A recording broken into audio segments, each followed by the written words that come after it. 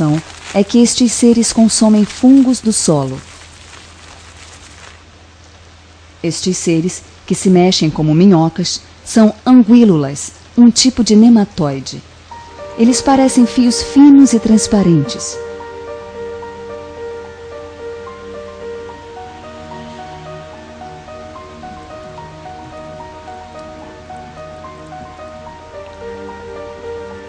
Uma anguílula perfura uma hifa com sua boca em forma de seringa e suga carboidratos, proteínas e lipídios. O mofo causa doenças nas plantas, mas para o fungo patogênico, a anguílula é um predador assustador.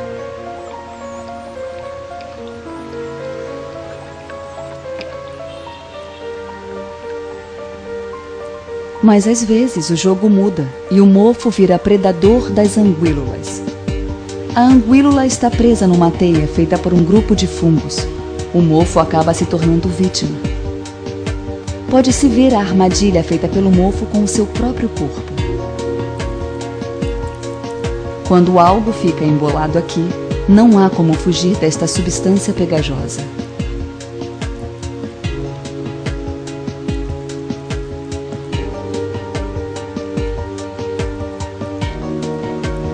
Se estes seres não se alimentassem uns dos outros, o mundo estaria repleto de mofo.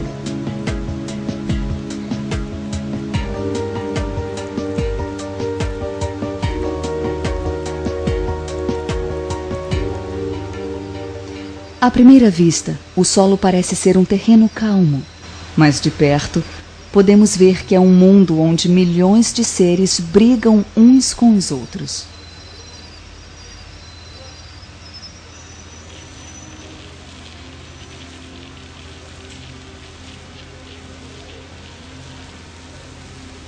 Graças ao fungo, todo ser que morre acaba voltando à sua forma original.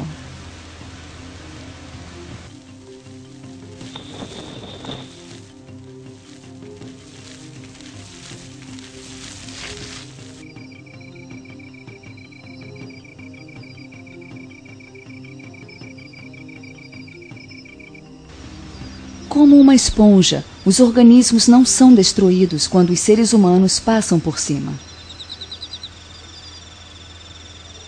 Ao olharmos de perto, vemos que a hifa segura todos os grãos do solo juntos. Graças a estes micro-organismos, o solo não some como se fosse poeira.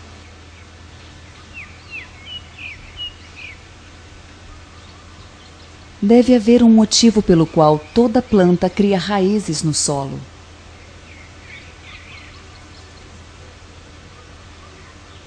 Assim como as folhas precisam da luz solar, as raízes entram no solo atrás de nutrientes. Graças à cooperação entre folhas e raízes, as plantas podem crescer.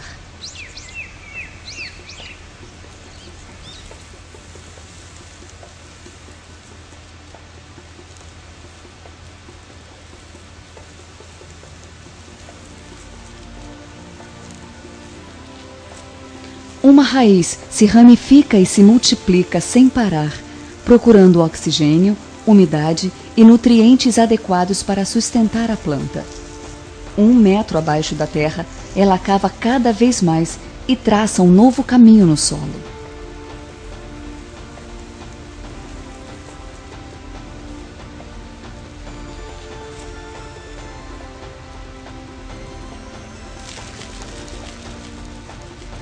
Quando acha um lugar apropriado, ela cria pelos radiculares que interagem com o ambiente. Água e nutrientes passam por este caminho.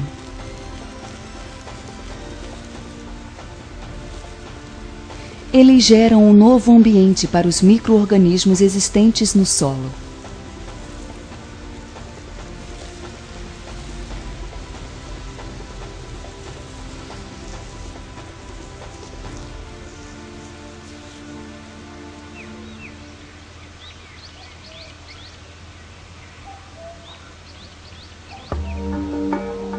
A água é sugada pelas raízes e sintetizada com ar e luz solar nos cloroplastos para fazer o açúcar das plantas conhecido como sacarídeo. Uma parte do açúcar produzido é enviada de volta para as raízes.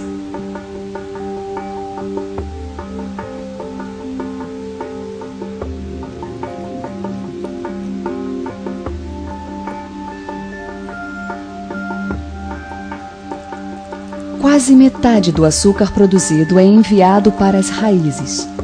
Muitos micro-organismos se aglomeram na raiz para se alimentar dos sacarídeos.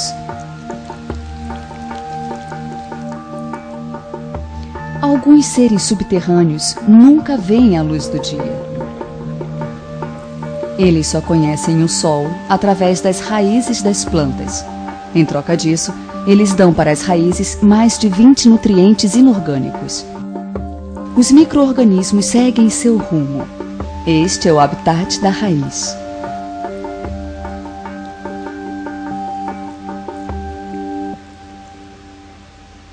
A terra que não tem plantas contém poucos micro-organismos.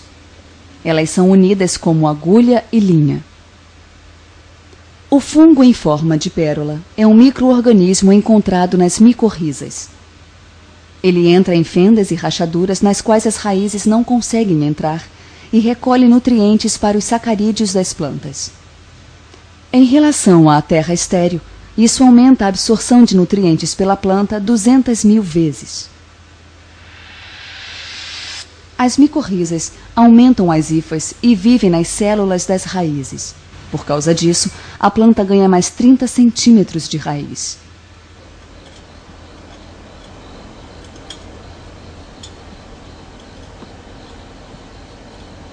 Os pinheiros conseguem criar raízes na terra estéril. Isso acontece graças a um fungo conhecido como cogumelo. Este fungo envolve as raízes do pinheiro e aumenta a superfície das raízes.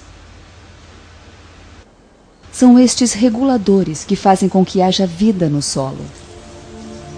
Apesar de serem microscópicos, eles afetam o planeta inteiro.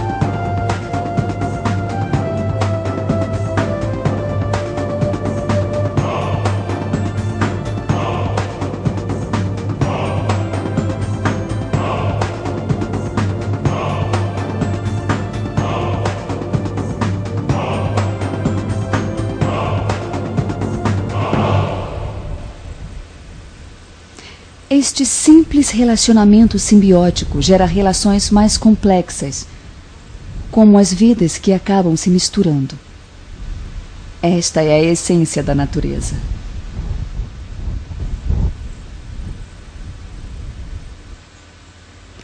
As frutas também estão relacionadas a muitas plantas. Clematite, framboesa, uva, kiwi e ginseng. A natureza esconde coisas preciosas na terra.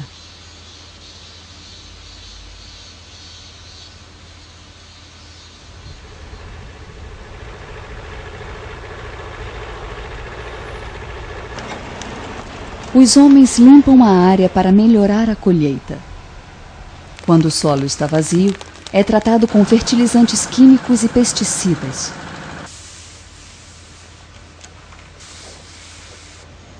Para seres microscópicos com no máximo 20 horas de vida, este acontecimento é como uma explosão nuclear. Depois que esses seres pequenos são mortos, o solo fica estéril. Um ninho vazio, só com as cascas de micro-organismos.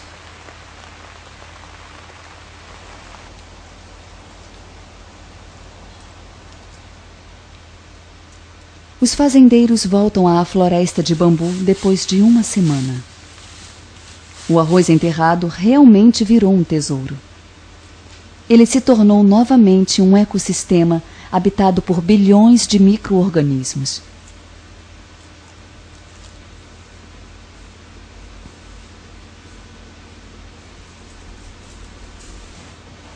Os micro-organismos que viviam na raiz do bambu foram para o arroz e estão prontos para crescer.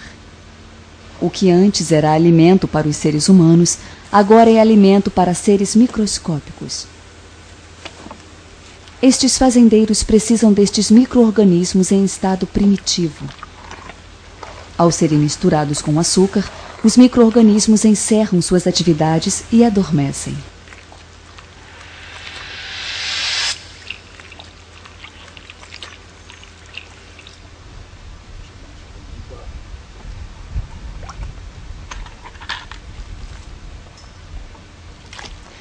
Quando o arroz chega aos campos, é misturado com água. Os micro-organismos são reativados. Em vez de usarem fertilizantes, os fazendeiros espalham o arroz pelos campos. Atividades microscópicas voltam a existir no solo. Em apenas 3 dias, os micro-organismos dominam o solo. Estes seres cuidam uns dos outros, controlando o crescimento necessário para que o solo se mantenha vivo. Graças a eles, as sementes podem crescer e germinar.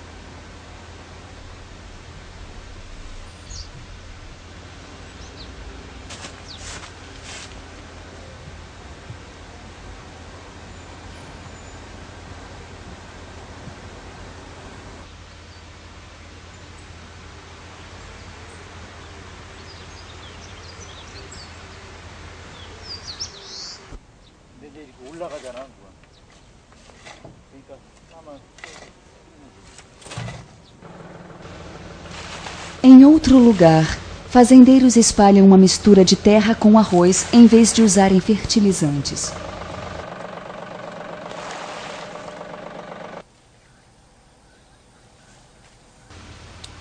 Os fazendeiros tornaram-se gerentes de micro-organismos. E os micro-organismos ajudam a aumentar a colheita.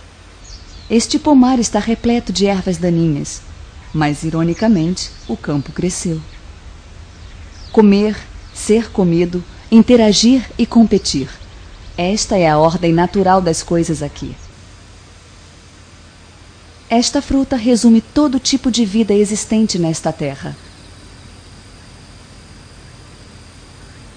Esta fruta é vítima dos homens que querem saber o que acontece na terra.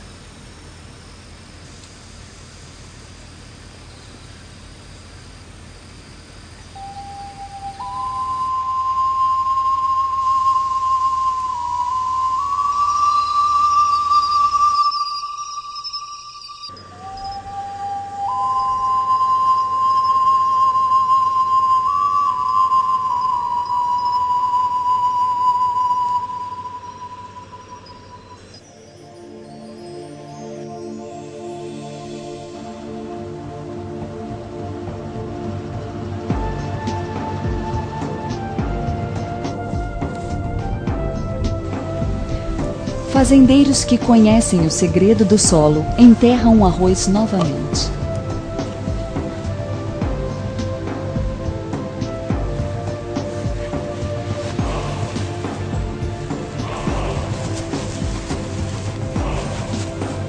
Liberando uma força oculta que controla este mundo.